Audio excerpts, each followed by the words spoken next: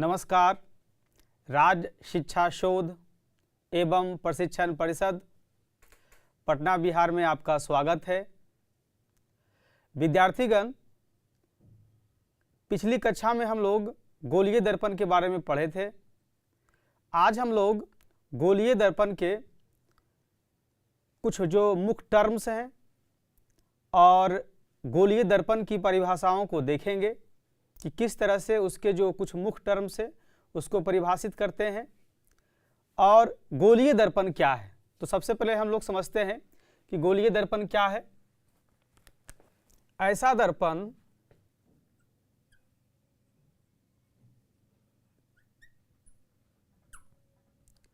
जिसका परावर्तक सतह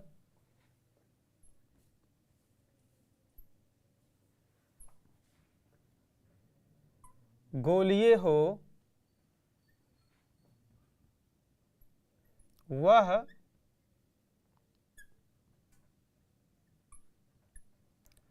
गोलीय दर्पण कहलाता है। हम लोग बात किए थे कि गोलीय दर्पण जो एक गोला का भाग होता है, एक हमारे पास गोला है, उसका एक कोई भी भाग हम ले लेते हैं तो वो जो एक भाग हम उसको अलग करते हैं तो वो हमारा गोलीय दर्पण का एक भाग होता है। अब जो है गोलीय दर्पण दो प्रकार के होते हैं। पहला जो दर्पण है उसे हम कहते हैं अवतल दर्पण और जो दूसरा प्रकार का दर्पण है उसे हम कहते हैं उत्तल दर्पण। गोला का एक भाग गोलीय दर्पण कहलाया और वो जो गोलीय दर्पण है वो दो प्रकार का है। पहला है अवतल दर्पण और दूसरा है उत्तल दर्पण। तब हम अवतल दर्पण किसे कहते हैं?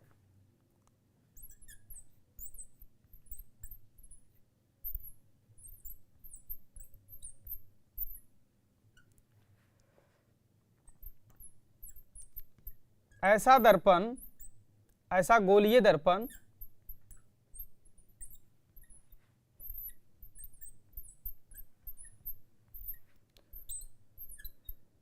जिसका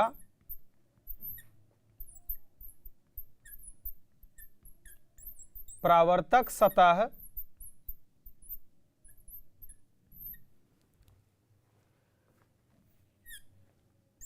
केंद्र की ओर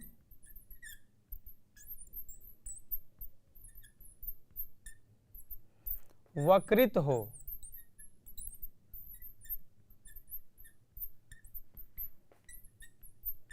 अवतल दर्पण कहलाता है।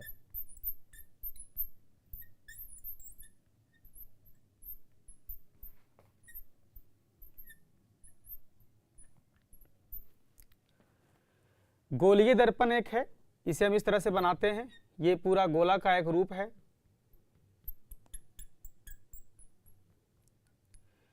इसमें किसी भाग को हम अगर ले लेते हैं, मान लीजिए कि यहाँ से इसे कट कर अलग कर देते हैं, यहाँ पर इसे अलग कर दिया गया, तो हम इसमें देख रहे हैं कि ये जो जिसमें लाइन खिंचा हुआ है ये इसका परावर्तक सतह है। सॉरी, ये जो है कलई किया हुआ वाला भाग है और जो इसके विपरीत है जिधर लाइन नहीं है ये इसका परावर्तक सतह है। तो ये परावर्तक सतह कर्व है, ये मुड़ा हुआ है किस ओर? केंद्र की ओर। तो इस तरह के दर्पण को हम लोग बोलेंगे अवतल दर्पण। ऐसा गोलीय दर्पण जिसका परावर्तक सतह केंद्र की ओर वक्रित हो। ये देखिए केंद्र की तरफ जो है मुड़ा हुआ है, तो ये हमारा कहलाएगा अवतल दर्पण। ठीक उसी प्रकार उत्तल दर्पण, ऐसा दर्पण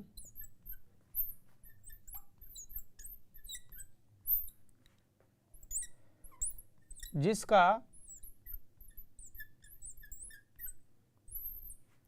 परावर्तक सतह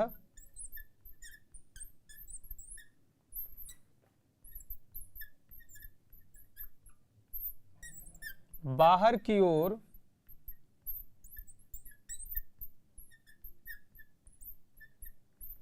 वक्रित हो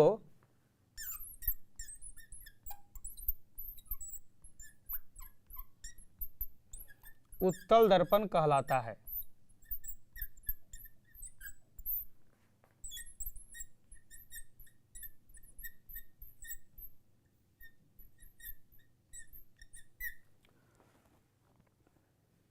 अब इधर उत्तल दर्पण हम लोग बनाते हैं।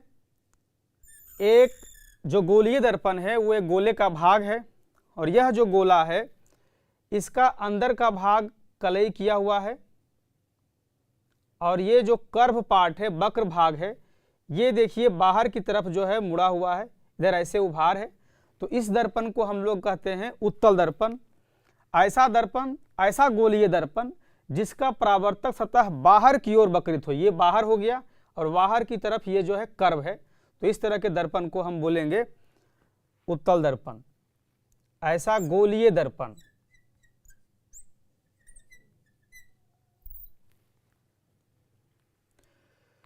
अब इसके बाद हम गोलीय दर्पण के कुछ जो महत्वपूर्ण टर्म्स हैं, कुछ पद हैं, उसको परिभाषित करते हैं। अब हम लोग गोलीय दर्पण के महत्वपूर्ण भाग को देखते हैं। तो सबसे पहला जो महत्वपूर्ण टर्म है वो है ध्रुव।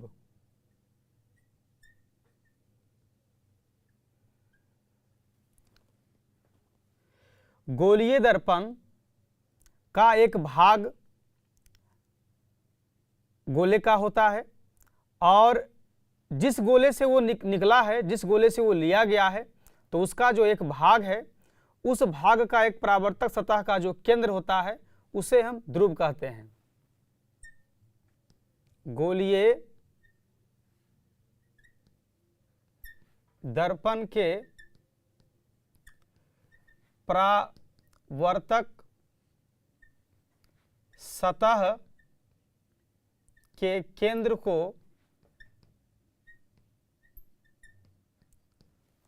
ध्रुव कहते हैं।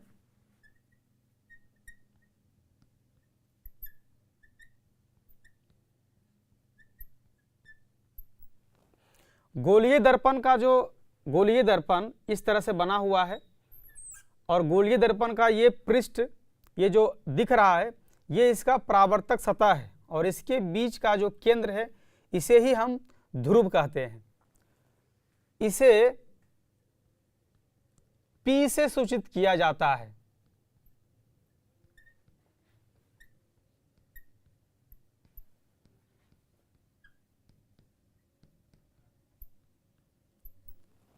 P से पोल हुआ, पोल का मतलब होता है ध्रुव, तो इसे P से सूचित किया जाता है, और यह दर्पण पर होता है, यह दर्पण पर होता है।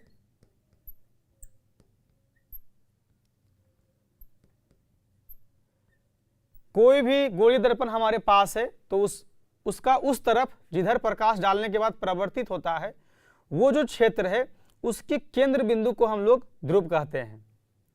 ध्रुव के बाद हम लोग वक्रता केंद्र को देखते हैं।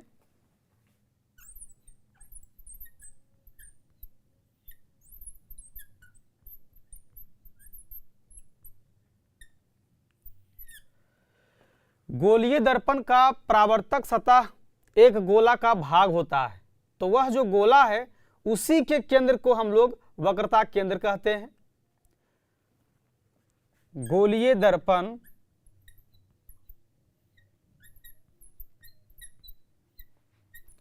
का परावर्तक सतह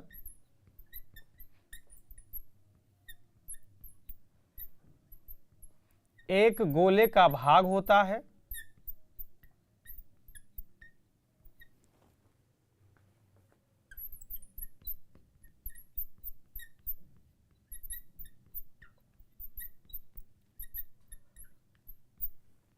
और उस गोले के केंद्र को हम लोग वक्रता केंद्र कहते हैं। उस गोले के केंद्र को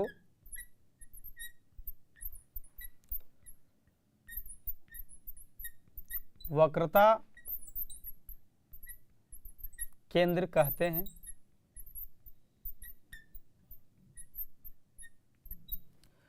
वक्रता केंद्र को कैपिटल सी से सूचित किया जाता है। कैपिटल सी से तात्पर्य हुआ सेंटर, सेंटर ऑफ कर्वेचर। जो पूरा गोला है, ये पूरा गोल बना हुआ है, उसका जो बीच का जो सेंटर है वही वक्रता केंद्र है। इसे कैपिटल सी से सूचित किया जाता है या निरूपित किया जाता है।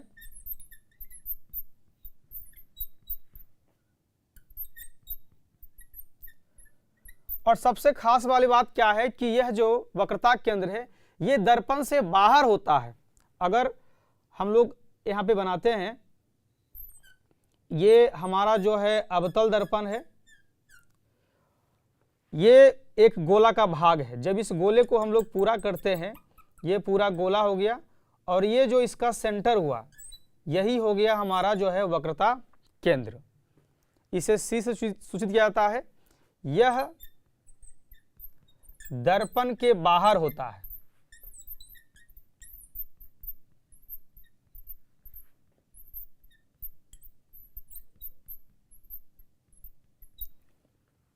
इसे हम देख रहे हैं, ये हमारा अवतल दर्पण है, और अवतल दर्पण एक गोले का भाग है। पूरा गोला का जो केंद्र है वही हमारा जो है सेंटर ऑफ कर्वेचर है।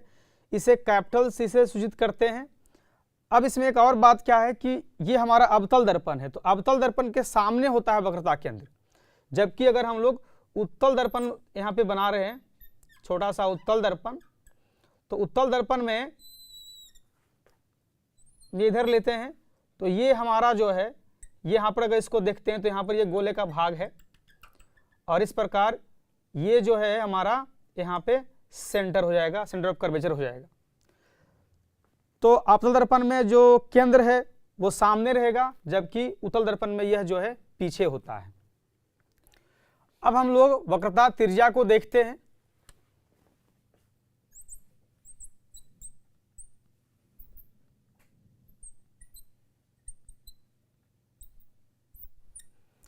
गोलीय दर्पण जिस गोले का भाग होता है उसकी जो त्रिज्या होती है उसी को हम लोग वक्रता त्रिज्या कहते हैं। गोलीय दर्पण का परावर्तक सतह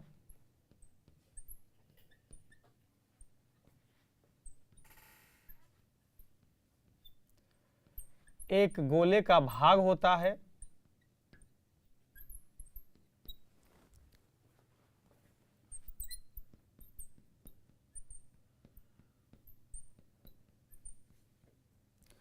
उस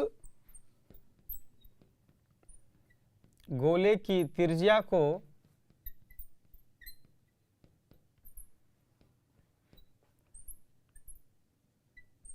वक्रता त्रिज्या कहते हैं।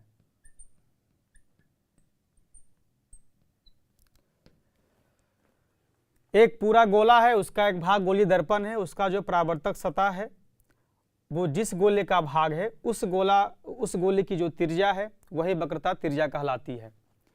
एक अवतल दर्पण हम लोग बनाते हैं, और यहाँ पर ये जिस गोले का भाग है इसका यहाँ पर जो है सेंटर ऑफ कर्वेचर है।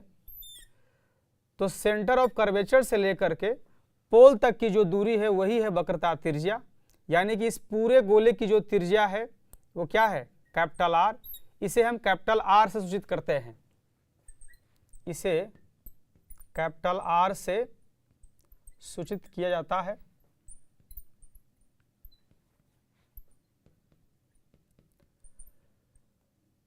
और यह एक दूरी है, सी से लेकर के पी तक की जो दूरी है वही कैपिटल आर है। वक्रता केंद्र के बाद हम लोग आते हैं मुख्य अक्ष। मुख्य अक्ष किसे कहते हैं, प्रिंसिपल एक्सिस।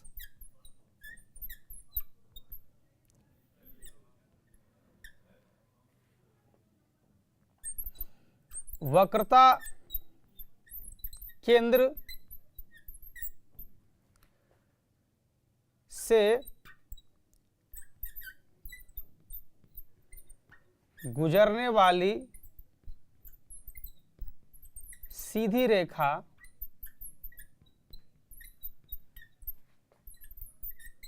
जो ध्रुव से आती है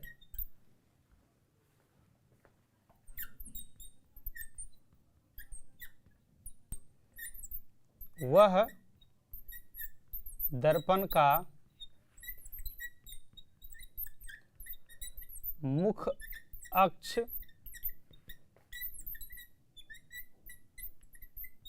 कहलाता है। दूसरे शब्दों में कह सकते हैं कि ध्रुव से लेकर के वक्रता केंद्र से होकर गुजरने वाली जो रेखा है, एक काल्पनिक रेखा है, उसे ही हम लोग मुख्य अक्ष कहते हैं। यह एक काल्पनिक रेखा है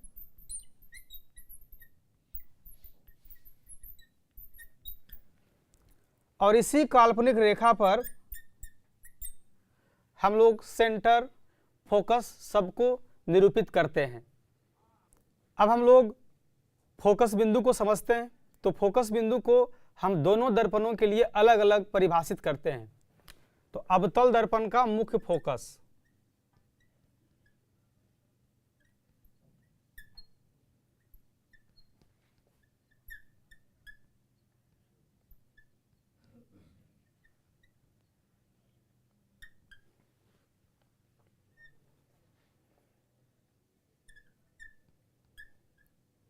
मुख्य अक्ष के समानांतर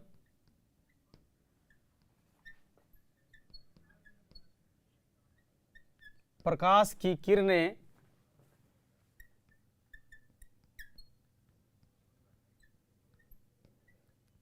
अवतल दर्पण पर आपतित होती है।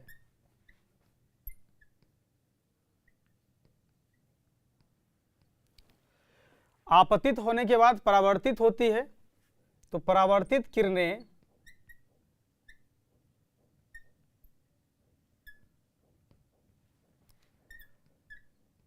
जिस बिंदु पर मिलती है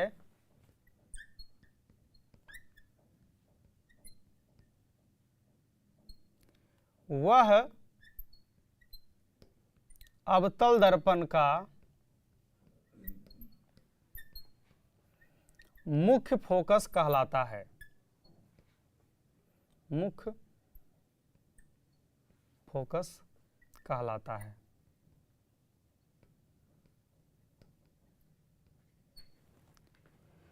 ये हमारा अवतल दर्पण है।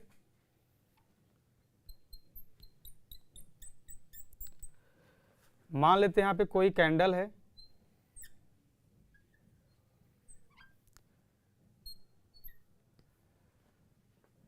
कोई ऑब्जेक्ट है जिसे प्रकाश आ रहा है, बहुत दूर पे भी हो सकता है। ये हमारा जो है प्रिंसिपल एक्सिस है, ये पोल हुआ, इसे हम F लेते हैं, ये C लेते हैं। अब ये जो समानांतर प्रकाश की किरणें हैं वो दर्पण पे पड़ने के बाद जिस बिंदु पे मिलती है, ये जो बिंदु है यही बिंदु हमारा जो है फोकस बिंदु है। और भी किरणें हो सकती हैं, सारी किरणें जो है इसी बिंदु से होकर गुजरेंगी।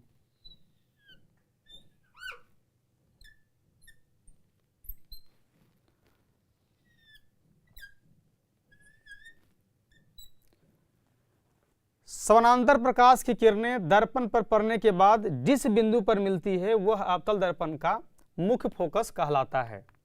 अब हम लोग उत्तल दर्पण के मुख्य फोकस के बारे में जानते हैं। उत्तल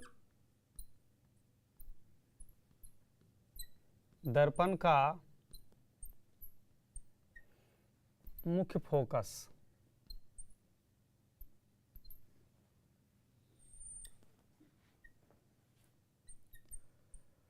मुख्य अक्ष के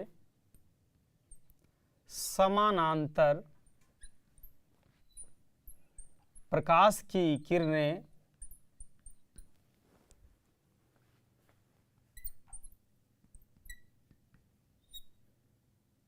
आपतित होती हैं।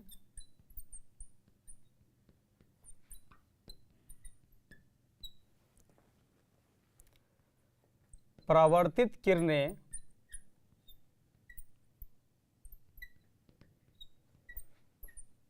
जिस बिंदु पर मिलती हुई प्रतीत होती है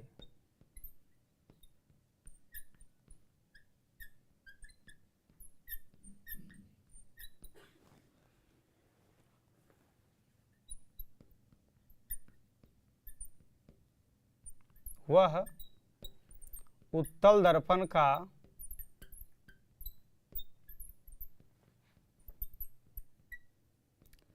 मुख्य फोकस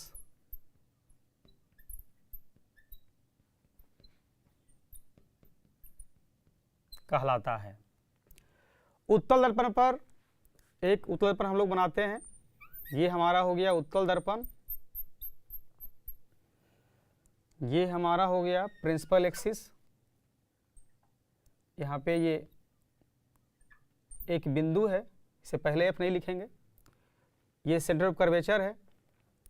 तो ये मुख्य अक्ष के समानांतर प्रकाश की किरणें आती हैं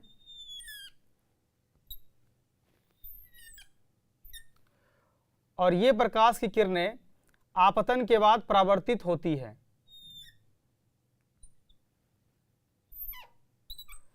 एक और प्रकाश की किरण है जो आपतित हो रही है और वो परावर्तित होती है।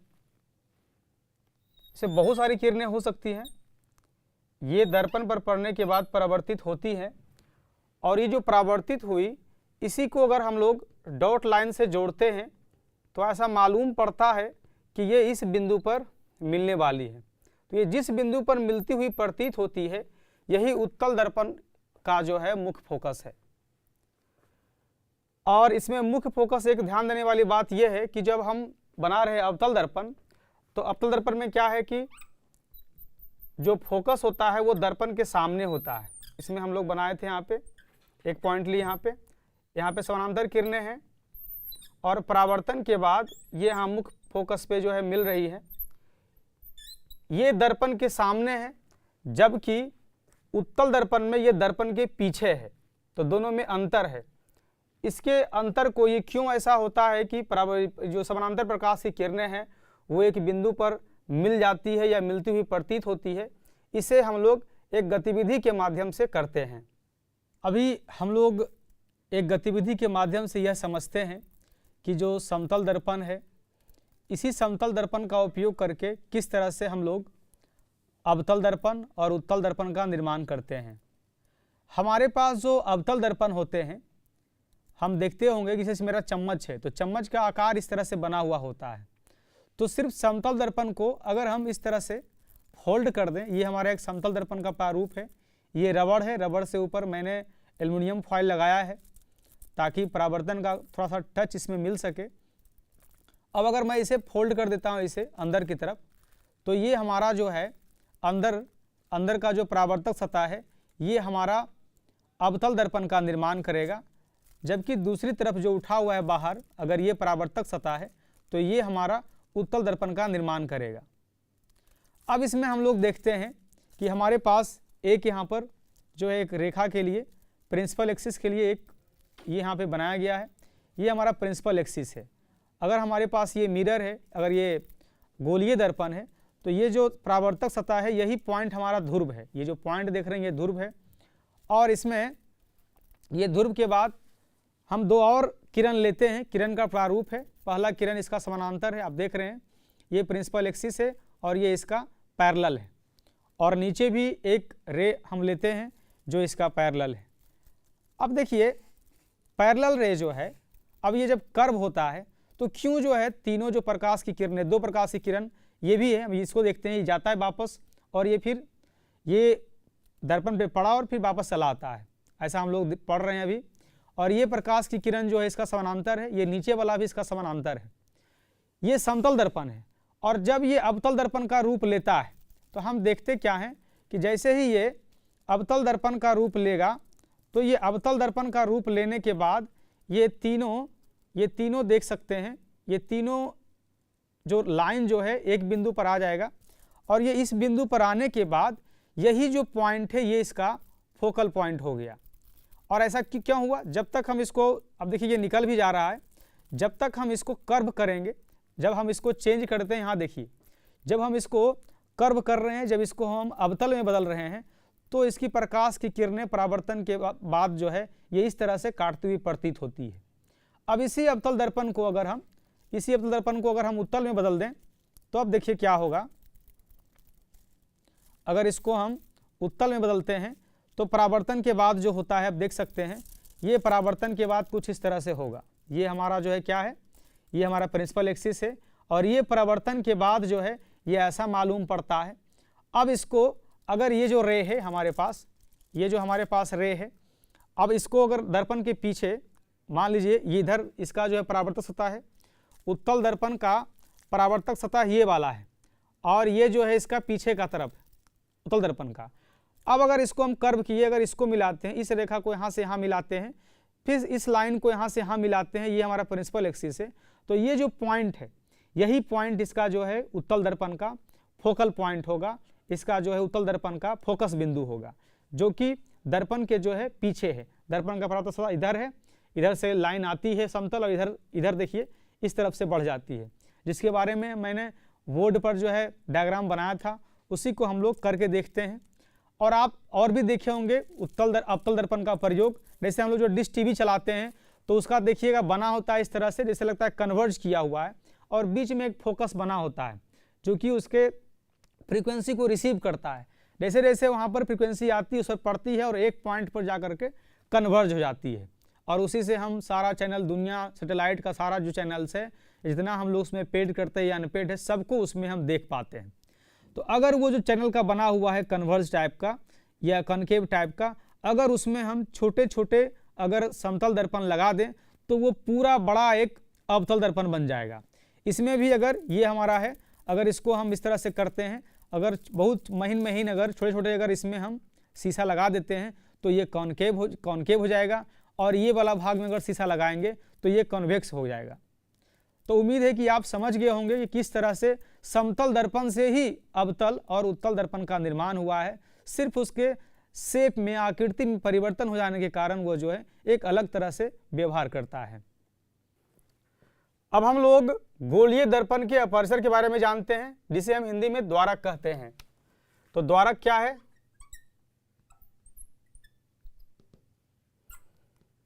गोलीय दर्पण के परावर्तक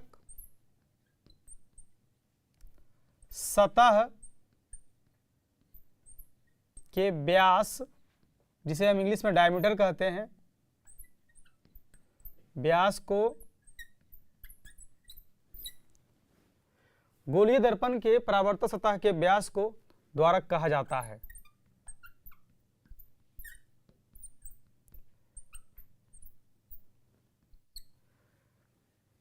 अब द्वारक जो है, द्वारक को सामान्यतः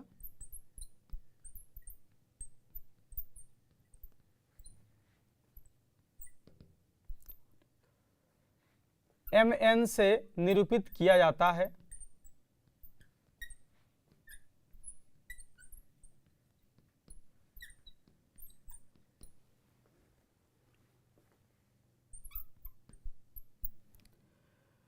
हमारे पास अगर कोई गोलीय दर्पण है तो गोलीय दर्पण का जो परावर्तक सतह है वो गोल होता है, इस तरह से होता है, और इसका जो व्यास है, ये जो व्यास हम लोग ले रहे हैं, ये हमारा जो होगा, यही हमारा जो है द्वारक है, यही हमारा जो है अपर्चर है। और इसमें हम लोग बात करते हैं कि जितने भी जो r बराबर हम लोग 2f लिखते हैं उसके बारे में भी हम बात करेंगे। तो ये छोटे द्वारक के लिए जो है सत्य है, बड़ा द्वारक के लिए जो है ये सत्य नहीं है। गोलीय दर्पण की फोकस दूरी,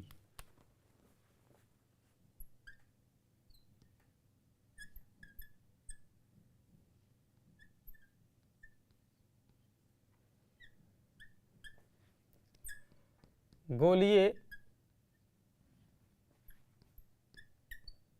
दर्पण के ध्रुव से मुख्य फोकस की दूरी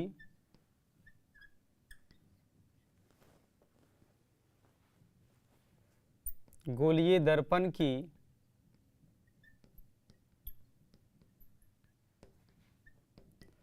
फोकस दूरी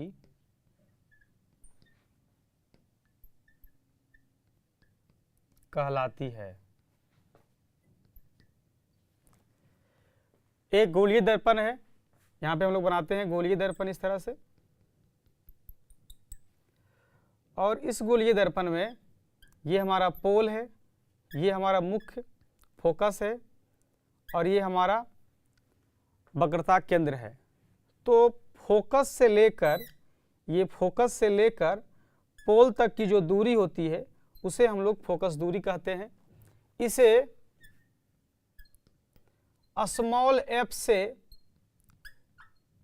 निरूपित किया जाता है।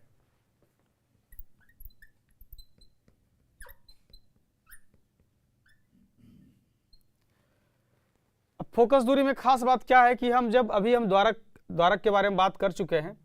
तो ये द्वारक है, द्वारक का मतलब क्या, ये हम जो मिरर है ये इस तरह से रखने के बाद नहीं दिखता है। जब हम इस तरह से कर लेते हैं तो ये पूरा गोल भाग एक दिखना शुरू हो जाता है। तो ये हमारा मान लेते हैं कि ये हमारा जो है अवतल दर्पण है। तो अवतल दर्पण में ये पोल है। अब ये द्वारक यहाँ पे छोटा लिया गया है, यहाँ पे इसका फोकस हो गया, यहाँ पर इसका जो है सेंटर ऑफ कर्वेचर हो गया। तो ये जो फोकस दूरी है, कहा जाता है कि छोटे द्वारक के लिए ये F से P की दूरी भी F होती है और C से F की दूरी भी जो है F होती है। Capital R equals to 2F होता है। हम बराबर नहीं दिए हैं, करीब करीब जो है पास होता है, और वो भी जो है छोटे द्वारक के दर्पण के लिए, सभी के लिए सही नहीं होती है। तो हम इसका जो है प्रयोग बाद में करेंगे, इसलिए यहाँ पर जो है मेरे द्वारा बता दिया गया है कि F से P की दूरी और C से F की दूरी दोनों जो है स्मॉल f यानी कि फोकस दूरी होती है। तो आज हमने गोलीय दर्पण के प्रकार, गोलीय दर्पण के महत्वपूर्ण टर्म्स को समझा और उसको परिभाषित किया। फिर अगली कक्षाओं में हम मिलेंगे इसी गोलीय दर्पण के बारे में कि गोलीय दर्पण में किरणों का उपयोग करके किस तरह से इमेज का फॉर्मेशन होता है। तब तक के लिए धन्यवाद।